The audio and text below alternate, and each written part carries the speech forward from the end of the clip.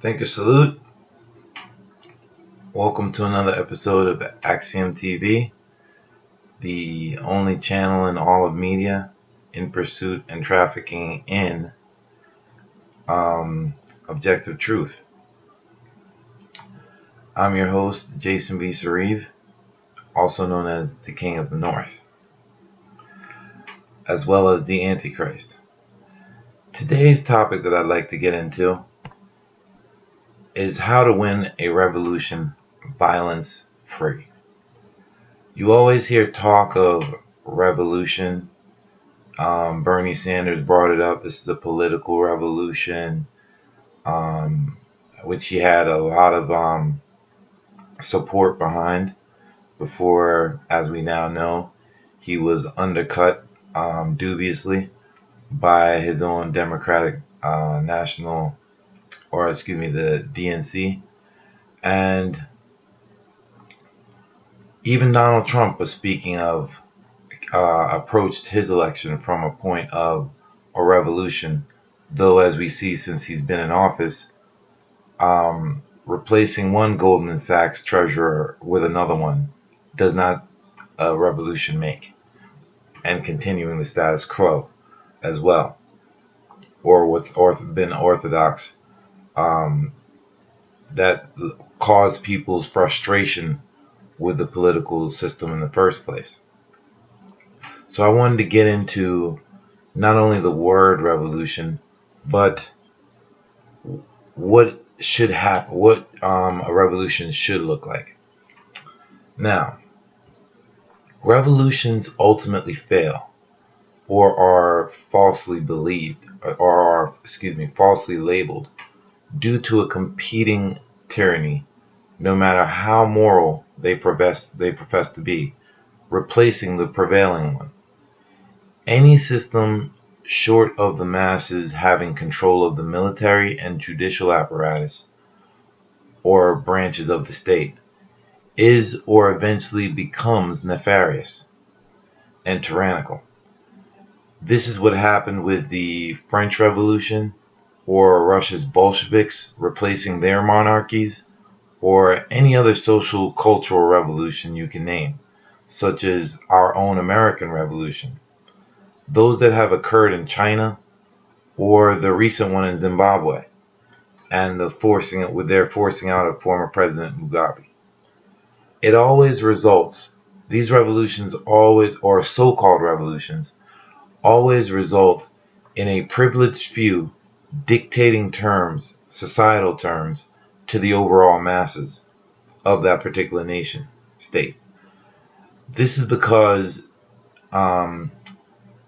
these occurrences are not actually revolutions per se, but more military coups d'etats or rebellions instead. Don't forget who controls history and information. Renowned writer of the book 1984, George Orwell, stated, "Who controls the past controls the future, and who controls the present controls the past." So to have the masses focused on failed and mislabeled uprisings is a clever ruse / propaganda by the ruling few. To find an effective solution, the abused must identify and learn the lessons of true revolutions rather than these placebos that we are offered, such as those in business and technology, for instance. First, I want you to keep in mind that those stigmatized, and heavily stigmatized really, the word revolution and the occurrence of revolution is a natural phenomenon. It is not necessarily of our own invention, human invention. It is actually an indication of progress. Note that we mark the advancing and organizing of human activities based on the earth making a complete revolution, or complete revolutions, on its own and around the sun. This realization renders revolutions actually as evolutionary, a natural occurrence, not necessarily a human one. Second, in our own societal evolutions or cultural revolutions, such as technological ones, which predates and includes the Industrial Revolution, the hampering phenomena of darkness, and later the kerosene lamp, wasn't replaced by another form of darkness. It was vanquished by a disruptive technology, the electric light bulb. Hunting and gathering was displaced by farming, and crude farming tools were undone by machinery. Walking was usurped by the wheel, the invention of the wheel. Machines overall displaced manual labor, and this is still continuing as corporations seek more efficient ways to maximize profits. The scientific revolution, in which Copernicus and Galileo challenged the Catholic Church worldview, that Earth was the center of the solar system, with their proposed heliocentric theory. Even in state control, outright dictatorships, such as monarchies, were replaced by covert tyrannies, such as constitutional monarchies or republics/democracies. Pardon me. The results of these and many other actual revolutions left even the long-standing incumbents themselves with no other choice but to eventually adopt and utilize their upstart rivals. The lesson here is to be a true revolution. The established occupier of that space, of the space of the accepted orthodoxy, must be replaced by a disruptive technology, a technology that demands evolution of all who are introduced to and confronted by it. Such an apparatus must render life experience significantly simpler and universally better served, to such a degree that even the prevailing power structure find themselves eventually having no choice but to voluntarily capitulate to it. By my work, the revolutionary, evolutionary technology that the ruling classes of human society will be unable to deny is objective truth. If you pay close attention, the West does not value intellect. We can start from the burning of the Alexandrian Library to the Inquisition, all the way up to today, where we promote athletes in school more than we do any scholastic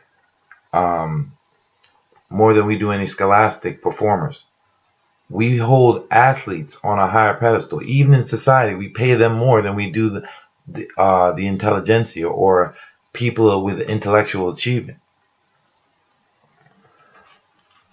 This exists if we pursue a better education system, one in which we are objective and not biased to our particular culture, as you'll find most people are prisoners to nostalgia, which means they are ruled by their emotions, their roller coaster emotions, rather than actual intellect. Refer to our political system and how that divides the country. If we'd instead more focus our energies in, particularly in free society, on objective truth and its pursuit, which exists throughout every aspect of our life experience, not necessarily just in mathematics and science, then we would come to a more, not only a better understanding of the world, but we would come to fulfill our potential as human beings, which is what separates ourselves from the other animals and organisms on the planet, or that we know of, is our intellect. Objective truth and its pursuit, it is unbiased and is the ultimate level of intellect, as opposed to biased or partial intellect. A proliferation of intellectual freedom would eventually result in this realization, rather than the cultural constraints of nonage, which, if you read Immanuel Kant's definition of the word, though describing society of his time, eerily seems to apply to current society. When you hear about the Enlightenment, to me it is the kerosene lamp. It didn't actually give us the light bulb that human society overall needs, particularly in the West, since we are the ones who profess to be the moral authority and intellectual authority of the world.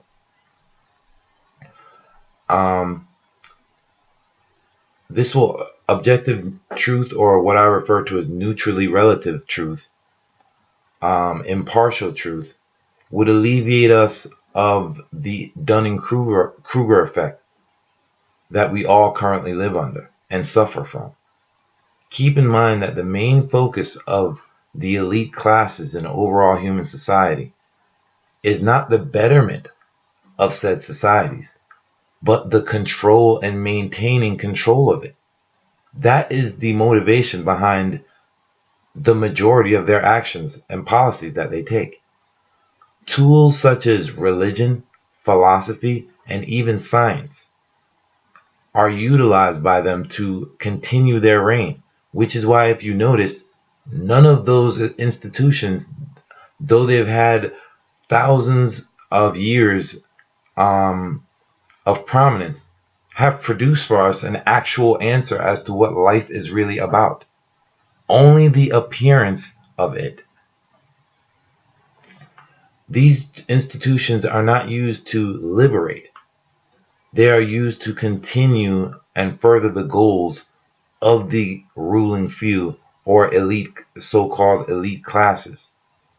Most of the experts in these fields are parasitic profiteers, no different than the war profiteers. They are partial by their culture or societal status than impartial intellectually. This is why propaganda and rhetoric dominate the dialogue of so-called free societies, otherwise known as the West. We focus on Cicero's trying to convince people, when no one has to convince you that 1 + 1 = 2. It's just apparent. It's ostensible. It's ostensible. It's ostensible. It is undeniable. This is why we need to focus on the objective truth in life, rather than our emotional bias, which is controlled by our emotional whims. Thank you. Subscribe to the channel and hit the bell icon so that you can receive future postings of our videos. Enjoy the rest of your day.